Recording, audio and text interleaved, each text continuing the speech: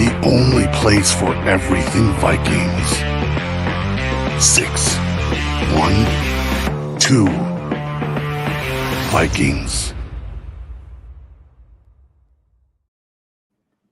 Welcome back to 612 Vikings. I am your host, Dustin, alongside Drew. And today we got a special guest. Today we got Darren Wolfson, a.k.a. Doogie. Oh, me, Dustin? You sure? There's nothing special about me, I promise.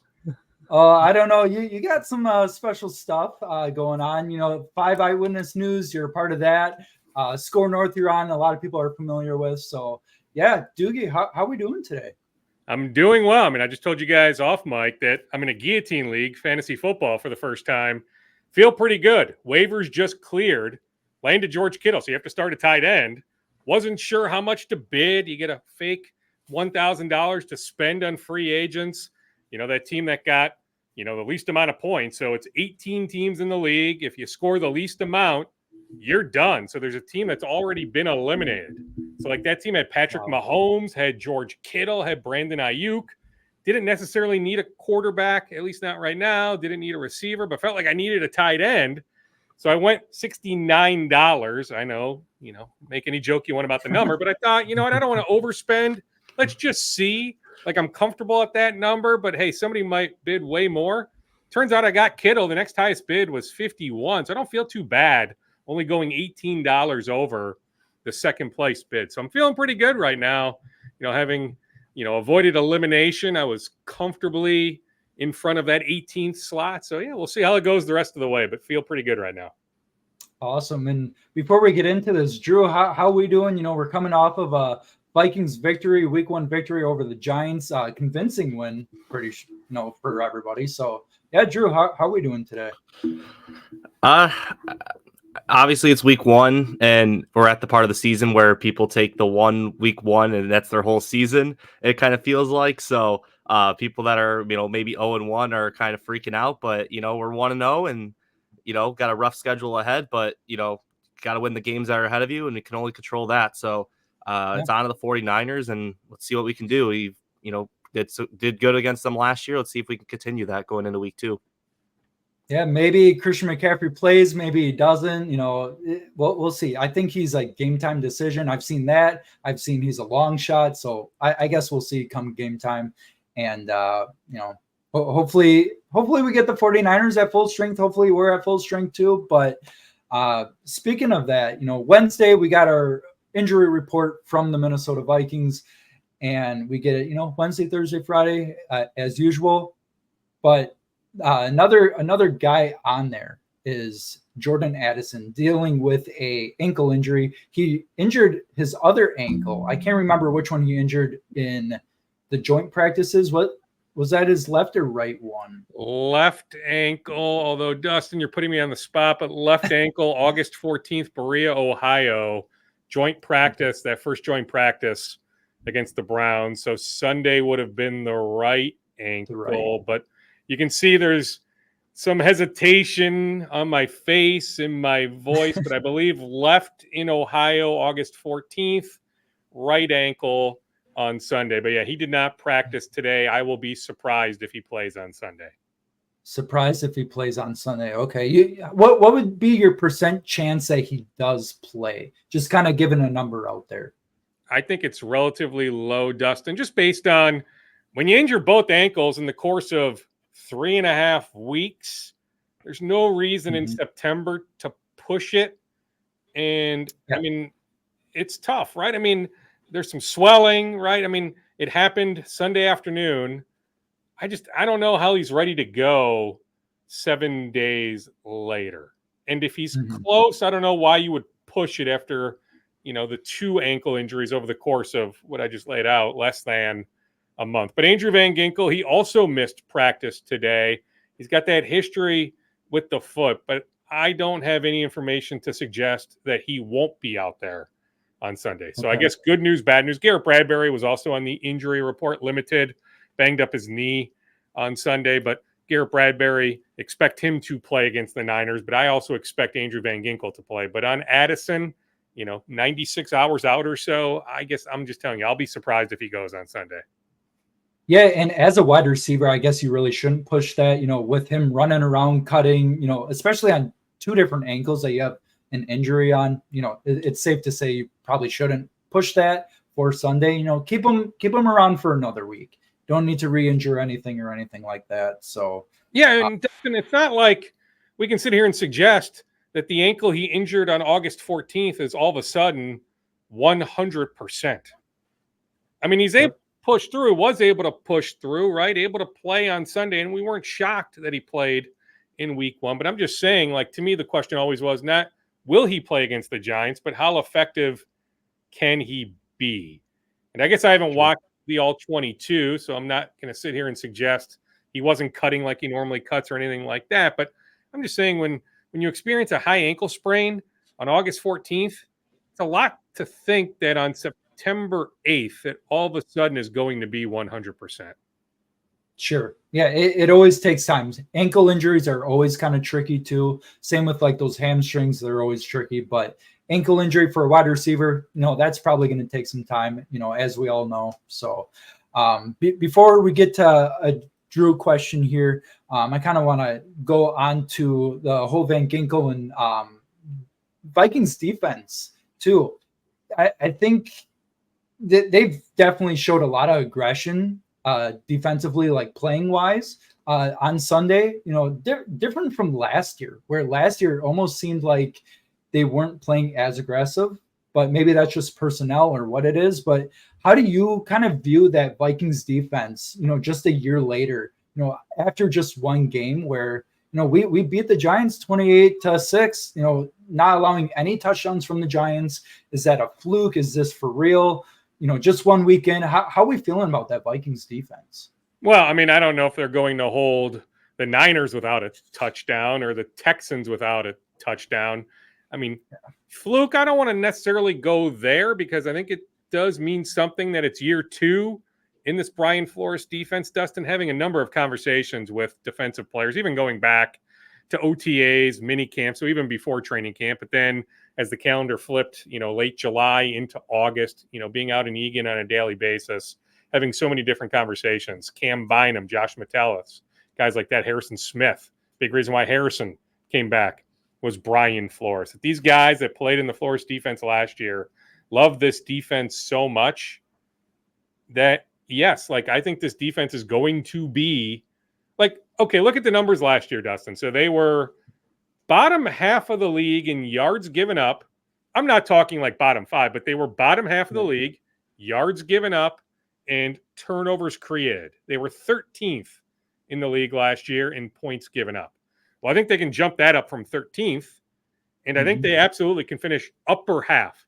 So instead of being 19th in turnovers created or 16th in yards given up, it's one or the other. I think they can jump those two from 16 and 19 to 12 to 11 to 10, that they are going to create more turnovers and they are going to allow less yards. And how about this note? 18-0 under KOC when either even or winning the turnover margin. So on Sunday, I guess it would have been what? Even, the Van Ginkel interception, the Harry interception, but then the CJ Ham fumble, the Sam Darnold interception.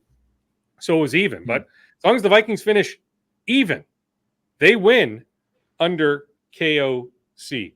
Where maybe overall the game, Dustin, was a bit of a fluke. We're just not used to the Vikings winning by 22 points, right? I mean, we all saw it. It's been since week, 15 of the 2019 season? Late in the 2019 season. It's been a long time since the Vikings have had a margin of victory by this many points. Certainly the most under KOC. So we're used to all these close games. So from that standpoint, maybe it was a bit fluky, and I do think the Giants are a borderline train wreck that if you're a Giants fan, start studying the Georgia quarterback or the Texas quarterback or Cam Ward, the Hurricanes quarterback, any number of college prospects that they can look at to draft top 5 next April. Sure. Drew, I know you had a couple questions for Doogie as well. You can go ahead with those. Yeah. I think the big one right now is I think a lot of the fan base is starting to rally behind Blake Brandel. He did really well. He scored well at the PFF. Run blocking and pass blocking was both in that elite category. With Dalton Reisner too, I think he's on IR if I'm correct. He's on that short-term IR. Yeah, he's got a With back him, issue. Yeah, he's doing well though. Yeah. But even so, Drew, like, hey, I love Dalton, right? I mean, maybe my favorite player to talk to in that locker room, not named Josh Metellus, but guess what? Like Dalton, you're not promised anything once you're healthy come that Jets game. Yeah, and I think that kind of goes with the question here is Ed Ingram. I feel like a lot of the fan base has kind of turned their back on him. Maybe some fans are still holding out hope for him, but didn't really grade that well. He had that one play where he kind of got blown up by Dexter Lawrence early in the game.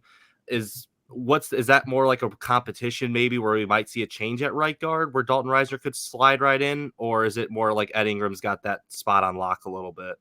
Somewhere in the middle, but closer to the latter, Drew. Like Dalton Reisner has never played right guard. Then having missed all those reps preseason training camp, like he doesn't have the experience there. And so to me, for Dalton to trump Ed, it would take a ton. Not necessarily saying like 0% chance. I just think it's low. And I think Ed actually got better as the game went on Sunday. I get it, the PFF grade, the eye test, whatever, suggests, okay, he wasn't all that good. I thought he got a little bit better as the game went on, but right now they don't have anybody else. But like when thinking about the 2025 Vikings, all the cap space they're going to have come next March, yeah, maybe they don't have a whole lot of draft capital, although that could change, right? Maybe you move down from where you are in the first round, acquire a pick or two. I think that's a position we look at after this season and say, okay, like the Vikings are going to need a cornerback or two just based on all the guys that are free agents. They still need some help interior of the defensive line, although nice move locking up Harrison Phillips to me on a pretty team-friendly deal through 2026. But to me, they still need at least one more interior defensive lineman. But I think we can also look at and say, okay, they probably need a right guard when thinking about 2025, maybe even a center, Garrett Bradbury in a contract year. But you feel good with Blake right now at left guard. Here's what I would tell you. Like going back to even like around this time last year, you can read between the lines on some of the things KOC says. The way he was gushing about Blake, I always thought, okay, there's a chance. Now, I didn't necessarily know he would be the guy at left guard, but then they re-sign him in March. That contract told us, okay, you're paying him starter type money. So where exactly is he starting? So then you start thinking, okay, well, maybe it is left guard, especially with no guarantee that Dalton Reisner is back. And then Dalton is sitting out there in the free agent market. Nobody's making a move. You start wondering, okay, well, maybe the Vikings don't necessarily want Dalton back for whatever reason or multiple reasons. And then you start thinking, okay, well, Blake at left guard makes all sorts of sense. So to me, you feel pretty good about the left tackle. You definitely feel good about the left tackle. You feel good about the left guard. You feel good about the right tackle. But center, right guard, those would be two positions I continue to look at, maybe more so come March. Yeah, for sure. Yeah, and I think there was some pass block efficiency rating or win rates, and I think the Vikings were. It was on Twitter. I think they were graded at like 26 if you take into effect like their whole offensive line. But I think for me it just shows what Sam Darnold's really capable of doing. Granted, it's the Giants defense. Maybe they're not the world beater defense, but that D line is not something to really laugh at. Especially with the addition of Brian Burns, who was basically shut out that entire game. I don't even think he got a single pressure if I'm correct. So yeah, the Vikings liked him, by the way. I mean, things moved fast in March, and you weren't guaranteed to sign Jonathan Grenard, but there were discussions with the Panthers. Like, put it this way, the Vikings had interest in Brian Burns. And hey, I think Brian Burns is still going to have a good year. But yes, he was a non-factor. Credit to Christian Darrisaw. Burns was a non-factor on Sunday. Yeah, it just goes to show how great our O-line has improved from what seemed like, back in the early Kirk days where it just seemed like it was, just paper plates. Yeah, like Swiss cheese, like everyone was just coming through and he just had no time. So it's great. It's great to see that little change because it helps with the running game, opens up everything. It also opens up the entire offense, frankly. So it's good to see that we finally have those elite players, especially at the O-line position. Yeah, I mean, think about some of the draft picks, though, right? I mean, Darrisaw, first round. O'Neal, second round. Bradbury, whatever you think of him, first round. Ed Ingram, whatever you think of him, second round, right? You start investing, you think about Ezra Cleveland. Okay, it didn't work out, but they invested a second round pick in Cleveland. So you think about the last handful of years, the end of the Rick Spielman regime into now the Kwesi regime, I guess, with the Ed Ingram pick, but they've invested pretty heavily into the offensive line. So this is the way it should be. When you're investing high draft picks in offensive linemen, you should have a quality offensive line. And hey, it's taken a while, but Jerome, with you, to me, this can be, if we're ranking offensive lines, okay, maybe Detroit is one or somewhere in the top 3 or 4, but the Vikings, instead of being like the 25th best offensive line or 5th or 6th worst offensive line, they can be somewhere in the middle, right? Maybe even a touch above, right? We talk about the jump I think they can make, defensively, yards given up and turnovers created. Why can't the offensive line, when grading, the totality, why can't it be like a 12 to 15-ish, somewhere in that range offensive line in the NFL? I don't see why it can't be. And maybe even higher. I mean, when you have those 2 tackles, it starts there, right? Mm-hmm. I mean, heck, you can always find ways to fix or at least work or compensate for a lack of talent, the interior of the offensive line. To me, it's hard to mask when you struggle at the tackle positions. The Vikings have their tackles for the foreseeable future. Mm-hmm. Yeah, sure. That's great to hear. I don't know if we've ever would have expected that, maybe like 10 years ago, maybe even 5, that we would have a decent offensive line with tackles. We're not used to it, right? It's been so long. Yeah, you're right. But yeah, no, they're good. And hey, credit to them for jumping on the Darisaw extension. You think about Slater, with the Chargers, we knew Wirfs was going to get paid. And so he did get paid in Tampa. But like Wirfs and Slater, credit to Rob Brzezinski for jumping in to get the Darisaw deal done. Why not? It always takes 2 to tango. But in this case, Darisaw's gone through a couple different representatives. He's now with Drew Rosenhaus. The Vikings have done a bunch of deals with Rosenhaus this year. Van Ginkel and Jones and Grenard and Bobby McCain. And they get this deal done. I'm probably forgetting 1 or 2. And then they get this deal done with Darisaw. I mean, like, the Vikings would do a lot of contract extensions if they could. Yeah. Like, I'm telling you, the Vikings would love to sign Cam Bynum to a contract extension. Here's the thing, though. You look at the safety market from March, you think about the way he performed last year. So there's some escalators in his contract, or the way it works with the NFL. Bottom line, Cam Bynum, for being a day 3 draft pick, he's making over $3 million this year. That's pretty good money. Like, if you're Cam, you could play out this year making good money, then get to March, get to unrestricted free agency. The cap is going up, up, up. Hey, you look at what McKinney got in Green Bay. You mean to tell me Cam Bynum's not in the ballpark of that player? And he's getting, 16, 17 million a year? So if you're Bynum, like, I don't think there's any reason to take any sort of team-friendly deal. But trust me, like, the Vikings have had dialogue. If the Vikings could wrap up a deal with Cam Bynum, an extension, they'd do it snap of the fingers. And so, hey, it worked out on Darisaw. Life-changing money, don't get me wrong, right? Like, he didn't have anything to worry about for the rest of his life, but he probably could have made more money waiting. But then you're putting your body on the line, the injury risk. He's dealt with some injuries, nothing super, super bad. But, hey, if you're Darisaw, you got to be thinking, hey, there's always a chance. Like, this life-changing money is staring me in the face. Yes, okay, I will put pen to paper, but I'm just telling you, really good job by the Vikings, Rob Brzezinski, others being proactive on that front. Yeah, I know, with the whole Hawkinson contract situation too, where they're kind of moving money around. I think that was mainly for like a Harrison Phillips extension, the 2-year thing as well. I don't know if that goes into effect in this year's cap or if that's next year's, or how that all works. That should be next year. So yeah, with TJ, they converted. It's one of these deals, the base salary, the signing bonus. I mean, he's still getting the same amount of money. It's just, it's them wiggling around. I mean, I think it's more, without that move, they were, I think under $1 million. I have access to the NFLPA cap records. I could look in a sec if you want me to, if I can multitask. But for sake of the conversation, I know that they were pre the Hawkinson move, like under $1 million. And so you need some wiggle room, right? I mean, inevitably, there's going to be some injuries. Do you want to add somebody to the 53-man roster? Some wiggling with the practice squad? Like, you need some in-season flexibility. So to me, the Hawkinson move creates that more than anything. So the Phillips extension, so he's signed through 2026. So that's more, he's playing under his 2024 terms. Unless something changed on that front, but I'm not aware of that, Dustin. Okay. So that'll kick in. That's 25 and 26. Gotcha. Okay. Two more kind of points for you before we let you go here. I know you're super busy with everything too. So Well, I'm not that super busy, but I do want to keep an eye on the Twins. Sure.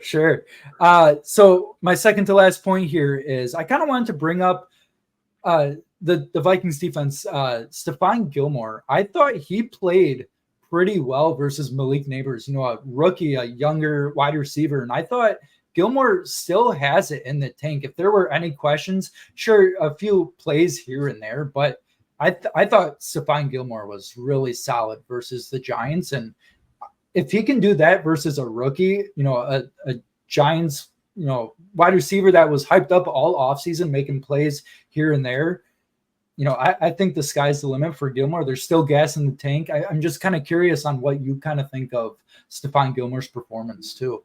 Yeah, I mean, really good signing.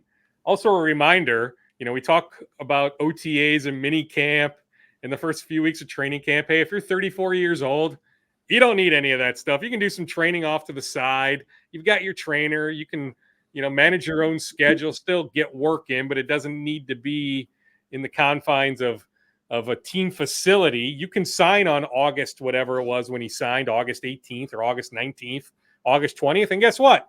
Come September 8th, 18, 19 days later, you're fine.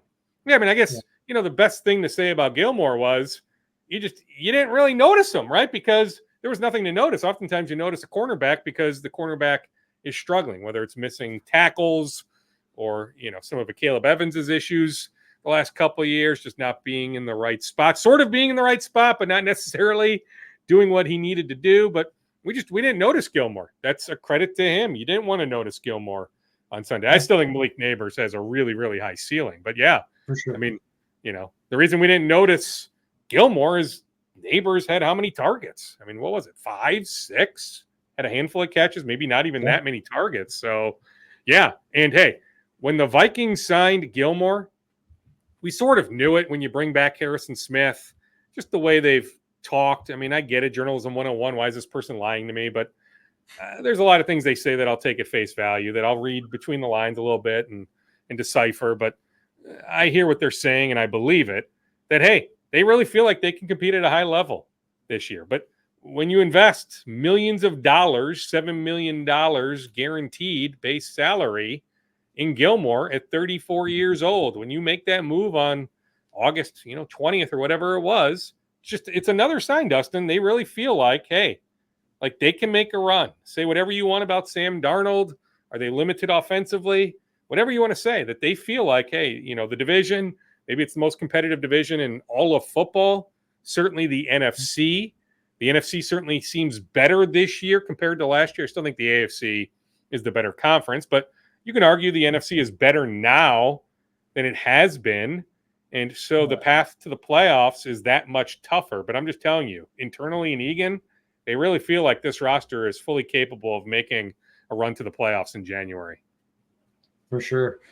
Before we let you go, Drew, did you have any other last questions for Doogie before we sign off?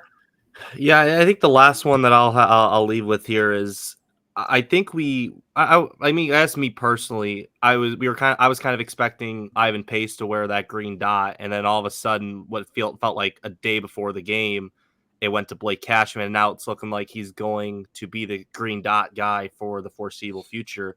Was that like sort of a shock, or like, because it, from the fan base perspective, it kind of seemed like that was in the cards for it, and then it just kind of took a total 180. So if like what kind of like went into that change per se, do you think? Yeah, I mean, I don't know about like shock, but Ivan had it at times last year. I remember talking with him in late July. It was like after training camp practice 2 or 3. He was saying, hey, a few of us, these first 2 practices have the green dot.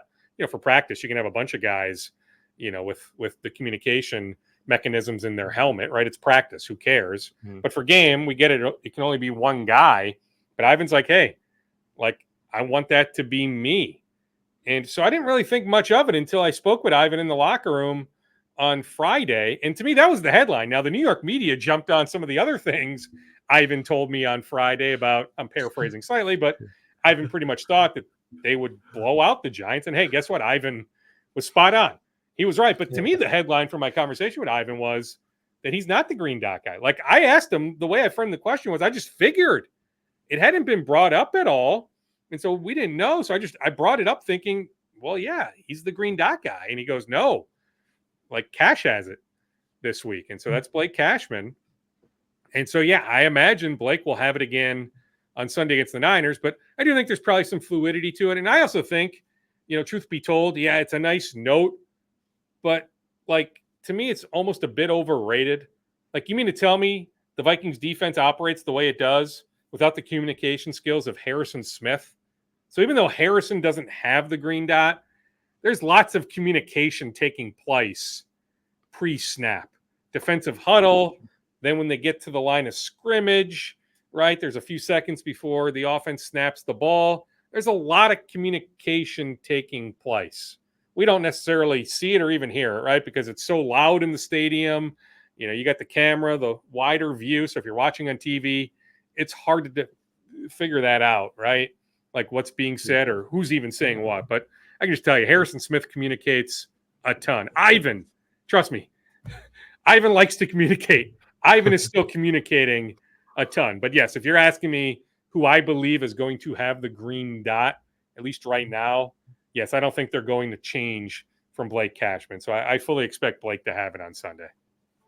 Awesome. Hey, well, we appreciate you being on the show, Darren, and hopefully we can get you again on another time as well. Yeah, happy to do it. The insights. Yeah, this is a sweet spot. Yeah, there's a lot of Wednesdays where I'm in the office on the TV side a little bit later. And so, when we're in between, 6 and 10 o'clock sportscasts, I've got a sweet spot. So, yeah, happy to do it. Okay. Especially, congratulations, Dustin, on what's happening in your world. And so I'll see your face around here a little bit, more than I have, which has been zero until, coming up here starting next week. So congratulations on that, Drew. If you're around, hey, always say hi and all that. But yeah, happy to do it. It should be a fun year. The Vikings always provide fodder. That's the beauty, right? That, no matter what, they always give us enough to talk about, to write about, all that stuff. And so that is certainly not slowing down. But hey, it's about to ramp up considerably. I can promise you the Niners remember October 23rd last year very, very much. And Trent Williams didn't play in that game. Deebo Samuel did not play in that game. So even if Christian McCaffrey doesn't play on Sunday, now our San Francisco ABC station just sent me some video. So he did some stuff during practice today. I don't know if he was technically listed as limited. I don't even know if it's out there, but he was out there in gear, I don't think they were in full pads. Maybe they were. I don't know. Wednesday, sometimes they are. But regardless, like McCaffrey was out on the practice field. He did speak earlier today. He said what a lot of guys would say on a Wednesday before a Sunday game. Yeah, I'm like planning as if I'm playing. I just wonder, though, like he missed some time, right, previously with this calf issue. Like same thing with Addison. There's no reason to push it. If you're the Niners, an injury like that, are you really going to push it? Like you can find a way to win. I'm just thinking like Kyle Shanahan might. Like we can maybe find a way to win on Sunday. Especially after what they did to the Jets. I mean, we need McCaffrey. I'm just saying, like if you're the Niners, you're thinking, okay, we need McCaffrey November, December. Yep. Like it's okay if he doesn't play, even if we lose, it's okay. But like, let's give him all the time that he needs. Let's not rush this. But I'm just telling you, McCaffrey, if you want to trust what he said, he's got the mindset of I'm playing on Sunday. Okay. Well, we'll see when Sunday rolls around, and hopefully it's two good teams just going at it. That's all I hope for. No injuries or anything. So we'll see once Sunday. That's always the key, right? I mean, it can flip just like that. Now, hey, there's even talk of Jordan Love maybe being back pretty darn quick here. Yeah. Like I'm shocked, but I guess they're not ruling him out now. Maybe that's just strategic reasons. You don't want to tip your hand to the Colts too much, but like LaFleur was even talking today that like, hey, we're not necessarily at this point ruling Jordan Love out for this Sunday. So like we were thinking, could Love be back for that Packers-Vikings game on September 29th? We were thinking a few days ago, that's a toss-up. Now there's talk of Love being back like this week. And so it can flip though, right? Maybe Love isn't back and maybe he's out for multiple weeks. And so I'm just telling you, like health, big key. I think about the 2022 season, you know, the craziness of the 22 season. You win 13 games, but you have a negative point differential, you know, just winning all those close games. I mean, for the most part, they were relatively healthy. You're always going to have the nature of the sport. You're always like, you can't go a whole season without at least one key injury. Like you're going to have injuries, but for the most part, the Vikings were relatively healthy in 22. So you think about that. If you can maintain that level of health here in 24, okay, maybe instead of winning 7, 8, maybe 9 games, maybe you can get to double digits. We'll see. We'll see. We'll see. Awesome. Well, thanks again, Doogie, for joining. We'll catch you around some other time and maybe later on in the season. You got it, boys. I appreciate the invite. Thanks, Drew. Thanks, Dustin. Yeah, no problem. Appreciate you. Thank you. Have a good one. Have a good one. All right. All right. So that was Darren, Doogie, Wolfson joining the show. Make sure you guys follow us on 612 Vikings on Spotify and Apple Podcasts, along with Twitter at 612 Vikings. And we will see you guys in the next episode. Skol Vikes.